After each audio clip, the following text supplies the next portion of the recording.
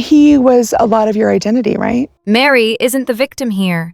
She's the lapdog who created her own misery. Mary Brown has perfected the art of playing messenger, forever scurrying back to Cody with updates as though she were his unpaid secretary. We're finally paying off this property. Well, I know that Janelle had come. In season 19, she dutifully delivers Janelle's private remarks about protecting herself straight into Cody's waiting ears. Why? Because that's Mary's role. Tattler, lapdog, and eternal supplicant. One almost expects her to start every sentence with, "Cody, guess what I heard?" The dysfunction isn't new. For 3 decades, the wives jockeyed for Cody's attention not by building solidarity with each other, but by undermining one another, all while he stoked the rivalries to keep himself at the center. You're either in complying with our standards. He was the hub, they were the spokes, and the system worked only so long as they orbited him and not each other. That Mary trusted Cody over Janelle is hardly shocking. It was the family's design. Still, the hypocrisy is staggering. So, I haven't really spoken to Robyn or Mary since that conversation. Janelle, who hadn't spoken to Mary in over a year, suddenly appears with warnings and concern. Concern, of course, for herself. Cody had stonewalled her over the property dispute, and she needed Mary's involvement to strengthen her hand in court. Janelle all but admitted she knew Mary would run straight to Cody, and that was the point. If Cody got wind of an alliance, perhaps he'd settle rather than drag the fight out. In other words, Janelle used Mary's predictability as a weapon. But predictability doesn't equal sympathy. Mary has spent years as Cody and Robyn's most reliable flying monkey, forever assuring herself she wasn't taking sides while catering exclusively to their interests. She loved Cody so completely that self-respect arrived only as a late, unconvincing guest. But it's not a married situation. It's an amiable relationship. And even now, one suspects she would return to him if he snapped his fingers and pretended to divide his time evenly between her and Robyn. For me, I still don't know if I can trust Mary. The irony is rich. Mary laments her isolation, yet she is the architect of her own exile. Christine, Janelle, Robyn, Cody, and even many of the original 13 children have cut ties. That silence speaks volumes. Trust evaporates when one proves incapable of holding confidences, and Mary's reflexive tattling has made her toxic. Me and Robyn are the only ones trying to hold this family together. Meanwhile, let's not canonize Janelle. She was perfectly content for years while Mary endured her share of inequity in property and affection. Only when the same inequities touched her life did she decide the system was intolerable. Suddenly, Mary's involvement mattered, not as a friend, but as leverage. And the grand conversation itself? It could have been a 2-minute phone call. The fact that it was filmed says everything about its true purpose. Storyline fodder. The hand-wringing over who tattled to whom is less about betrayal than about production. Yet, Mary obliges, once again, playing her familiar role, forever informing Cody, forever hoping for scraps of relevance. If Mary ever wonders why her family avoids her, she might look in the mirror. Loyalty is earned, not begged, and her unwavering devotion to Cody has left her with neither husband, nor allies, nor dignity. Mary Brown doesn't just survive in chaos. She thrives on Christine's pain. And yes, I can prove it. If there is one constant in the ever-decaying experiment known as the Brown family, it is Mary's uncanny ability to find satisfaction in the misery of others, particularly Christine.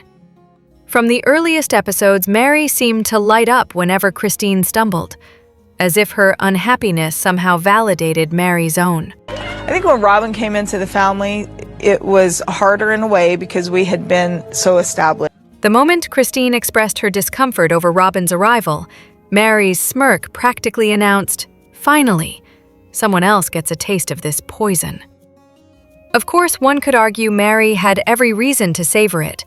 For years, she endured jealousy, rejection, and emotional exile at Cody's hands, while Christine floated along in what looked from the outside like a stable marriage.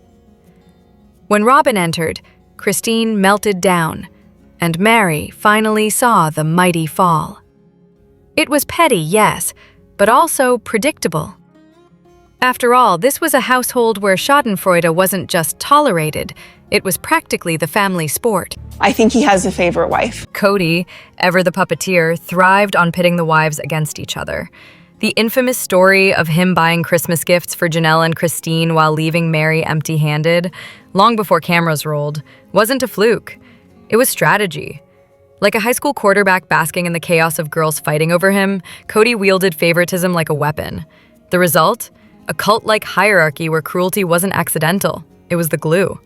Mary, meanwhile, leaned into bitterness as a coping mechanism. Janelle once observed in therapy that Mary seemed to enjoy other people's unhappiness. Hardly a revelation. Just the knife in the kidneys over all these years! Mary's smirking approval of Cody's infamous knife in the kidneys tirade against Christine was damning enough. She openly admitted she was glad Christine needed to hear it. Supportive sister-wife behavior, this was not. But the sanctification of Christine, saint of plexus, patron of girl power quips, skews the narrative. So my thing is I'm just going to be completely honest with you. Christine herself was hardly a victimized angel.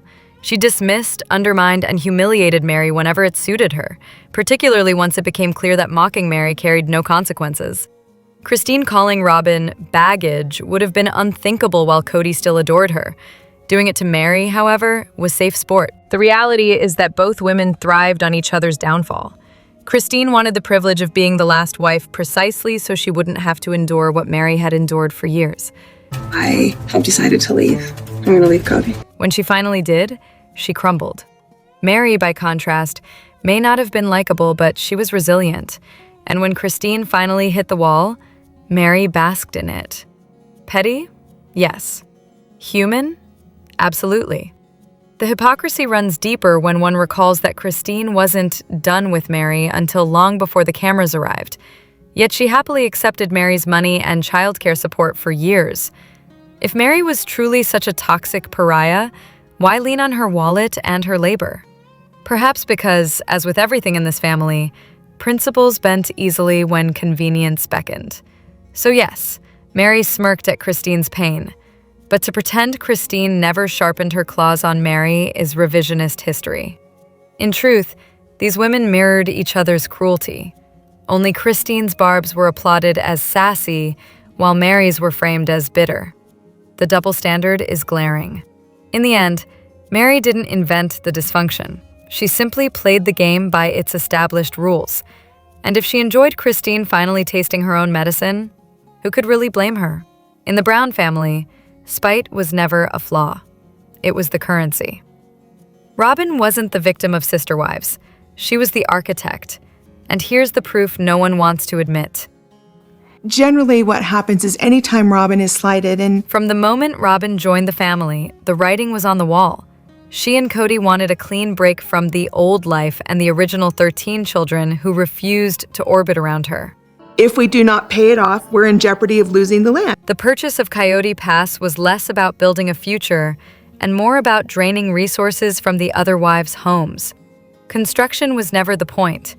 Consolidation of wealth was. I got two portions of my family that I'm not even seeing. Love had little to do with it. What mattered was discarding the baggage of 3 wives and their offspring and moving on with a shiny new nuclear unit, one in which Robyn could reign unchallenged. I have been under the impression that you're the one who's been taking care of all the family. Of course, attributing this much foresight to Cody may be generous. His track record suggests he assumed his wives would continue enabling him indefinitely, feeding his ego and tolerating his whims as they always had. Why change a formula that kept him both adored and unaccountable? The only real complication was financial. Had he openly declared his intent to jettison the original wives and children, child support alone would have bled him dry. The more pragmatic scheme was to keep the show alive, toss occasional crumbs to placate the others, and keep every wife dutifully paying into the collective fund. I just had an appointment with the lawyer. Over time, however, the plan evolved. With Truly as the only child left for him to support, the financial burden evaporated. Robyn's goals, meanwhile, crystallized. She secured legal marriage, bore her own children to cement her standing, and siphoned enough resources to guarantee comfort. By then, the other's presence was more nuisance than necessity. The money from the show kept flowing, and Robyn, ever the opportunist, found herself living precisely the life she had engineered. Insulated, resourced, and comfortably rid of rivals. To include Robyn and her kids with everything. Her supposed longing for a big family was conditional at best. What she wanted was a stage on which she alone was queen. Queen wife, queen mother, her children crowned as favorites. When the older kids refused to play along, she turned punitive. Her bitterness toward Hunter, her efforts to twist Aspen's words into imagined slights, her endless victim-playing, these were not accidents. They were tactics in a steady purge of anyone who failed to kneel. When I rented it, it was for the intention of having it large enough. The future is predictable. The oversized mansion, the mortgage, the dwindling goodwill, all signs point toward financial collapse. A bankruptcy filing would wipe the slate clean, leaving Robyn free to craft her inevitable memoir, a tragic tale of how she, too, was one of Cody's victims.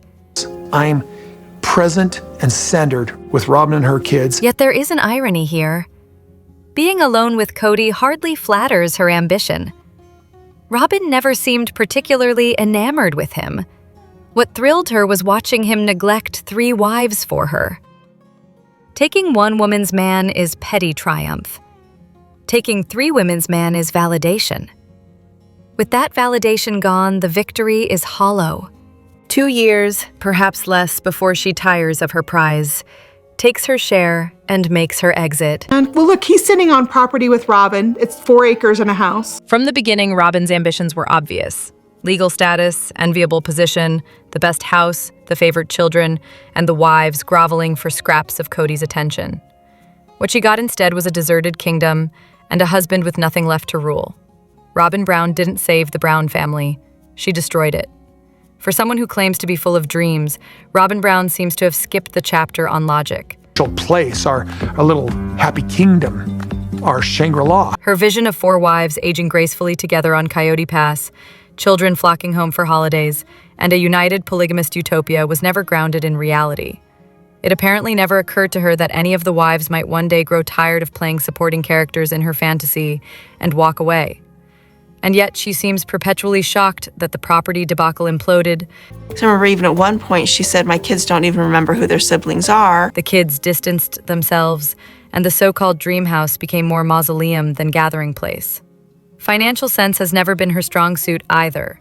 I found a 7-bedroom, 5 and 3/4 bath. Robyn insists on houses with a bedroom for each of her children, despite the fact that her 3 oldest are well into their 20s and more than capable of sharing, or better yet, moving out.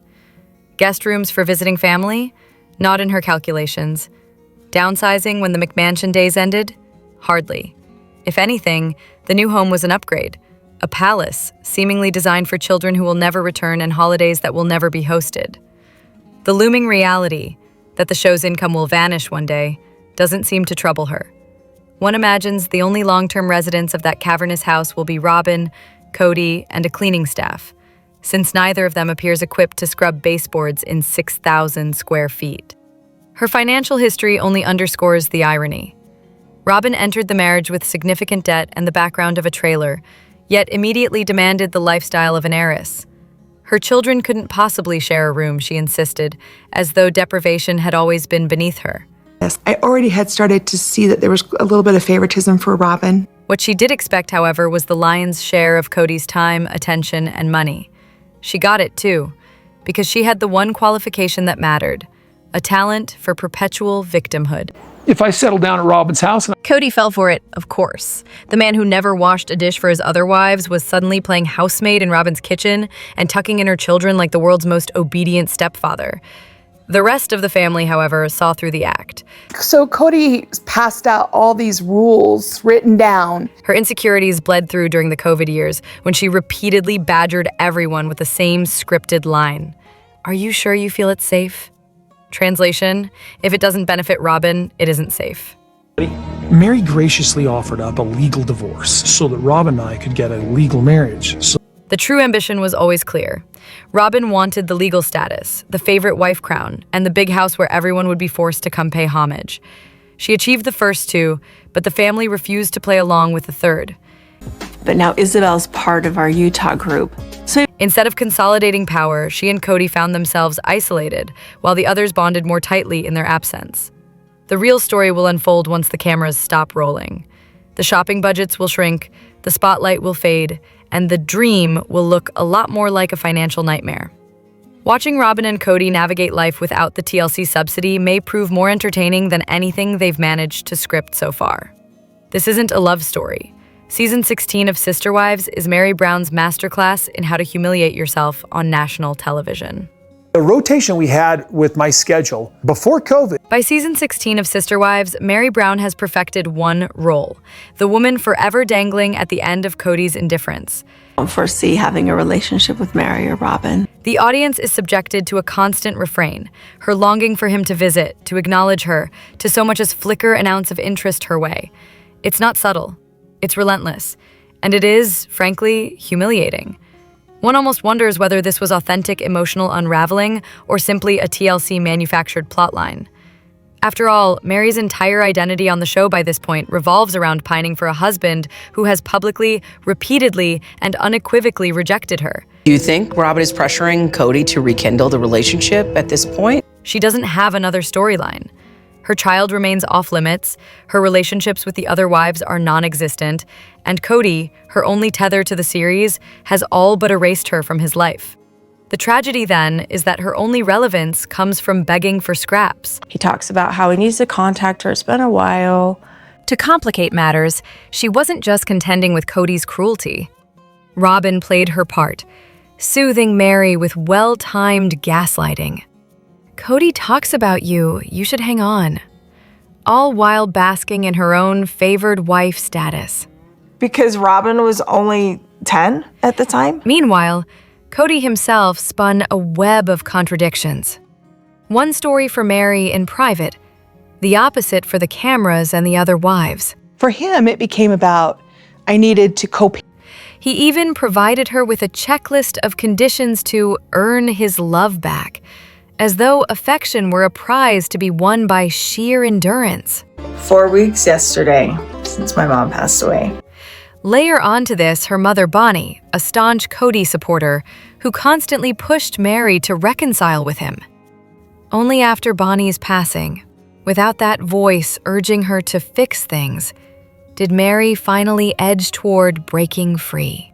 I really was hoping that he would react a little bit more. Still, despite everything, Mary clung to the fantasy.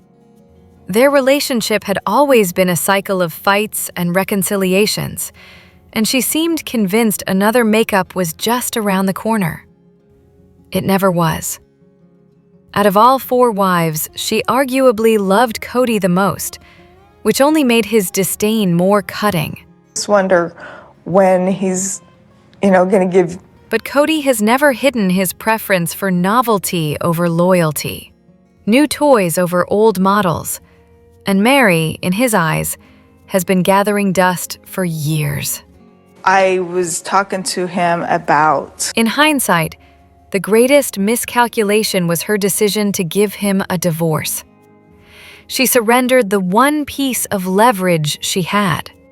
If I would have had a legal marriage with Cody. A more strategic Mary could have demanded half of everything. Past earnings, future profits, and certainly her share of the show's financial pie. She might have denied him the convenient excuse of needing a divorce to adopt Robyn's children, forcing him to confront the mess he created. Instead, she handed over her power and watched him funnel it directly to his chosen wife. He was a lot of your identity, right? What remains, then, is a portrait of a woman who both loved deeply and misplayed spectacularly. Her desperation was real, her hope misguided, and her relevance reduced to a paycheck. One can only hope she eventually finds someone who sees her worth, because Cody never will. The ugliest part of Robyn's wedding wasn't the dress. It was what that dress proved about Cody. I picked the dress. You're the groom. Did you really? I picked the dress. From the moment Robyn Brown entered the family, the script was already skewed in her favor, wedding dress and all. The infamous Season 1 storyline where Cody smugly announced that he picked the dress wasn't some quirky anecdote about a groom's involvement. It was the opening act of a long-running play titled Cody Has a Favorite and Everyone Knows It. It was actually something that I had to ask him, not to share with anybody. The timeline itself has been muddied beyond recognition. Robyn and Cody shop together. Then Robyn shops with the original 3 wives. Then Robyn claims she wanted to protect both experiences. Whether TLC scrambled the order or simply encouraged the charade hardly matters. What matters is the performance. Robyn insisting she was honoring tradition while, in reality, she and Cody had already secured the dress. The group shopping trip was pure theater, designed to placate the first wives while Cody and Robyn privately built their own world. Right now, I'm headed to see Robyn for a weekend visit. She lives about 5 hours away. The significance was never about fabric and lace. It was about symbolism. This wasn't just a dress. It was proof that Robyn operated under a different set of rules. Rules where Cody happily bent over backwards to indulge her. Hours-long drives to her house, an 11-day honeymoon, and, of course, the hand-picked gown. All before the dust settled on her joining the family. Compare that with the indifference he showed toward the other weddings. He may have been attentive to Mary, but that was more about his own excitement than hers. With Robyn, the dynamic was different. He reveled in the favoritism. Like you cared what I wore at all on our wedding. That wasn't even, you didn't even care. His glee in proclaiming, "I picked the dress, it's like I'd seen it in my dreams," wasn't romantic. It was a provocation. He knew exactly how that would land with the other wives, especially Christine, who was always the most vocal about his blatant bias. And land it did. The so-called dress drama became the first unmistakable sign that Cody and Robyn were living a parallel existence, detached from the shared family narrative. And then all of a sudden it was like this thing that we had all done together, like the women. The real insult wasn't the purchase itself, it was the deception. If it had simply been about Cody approving a budget, no one would have blinked. Instead, it became a declaration. Robyn was the exception, and everyone else was expected to applaud the show. I'm sure you've seen this happen. He gets angry, he tries. From that point on, no amount of sugarcoating, Cody's endless praise of his shy, sweet, tender wife could disguise what was obvious from the beginning. The favoritism wasn't an accident. It was the plan. The only real thing about Robyn Brown is how unbearable she is. I hate crying. No. Robyn Brown has long insisted she is misunderstood. But the only authentic thing about her is how insufferable she manages to be. Strip away the carefully staged tears, the trembling voice, the rehearsed displays of concern, and what remains is a woman whose every move reeks of performance. That Robyn and I are having with just our children alone. The act is almost impressive in its consistency. The tissues appear, her face contorts into a parody of grief. And yet, miraculously, not a single tear falls. Her insistence that she never wanted to be the favorite is delivered with equal conviction, while she lounges comfortably in the very role Cody forces upon the family. Not once has she stepped in to level the playing field. Why would she, when every unearned advantage tilts in her favor? Anymore in his communication, and maybe it's because Robyn is the only one that he really is with anymore. The facade extends beyond crocodile tears. Robyn's claims about her past, her family, and her supposed sacrifices rarely line up. The stories shift as needed, depending on what part she's trying to play. She positions herself as the reluctant benefactor of Cody's favoritism, yet the results are unmistakable. Her children always first. Her voice always weighted heavier, her preferences always honored. I need to tell Truly that I'm leaving her dad. Cody, of course, has been her perfect enabler. He has long preyed on the individual weaknesses of each wife, tailoring his control with remarkable precision. But reality TV fame became the family's undoing. Exposure to the outside world chipped away at his carefully constructed power dynamic, and his tactics began to fall flat. By the time Christine left, the script no longer worked. Now he wants 50-50 time with them? Cody tried every manipulative trick in the book, even stooping to the melodramatic threat that the state might take Truly away. Christine barely blinked. She had done her homework, likely consulted legal advice, and was more than ready to face off against him. Watching her stand her ground with calm detachment, effectively gray-rocking his tantrums, was a rare and satisfying moment of triumph. I hate crying. No. In contrast, Robyn remains trapped in the performance, clinging to her tissue box like a prop in a high school drama. The show's tragedy is that the other wives eventually recognized the con for what it was, while Robyn doubled down on the fiction. The harder she tries to appear authentic, the more transparent the act becomes. Subscribe. It's the only seat safer than Robyn's couch.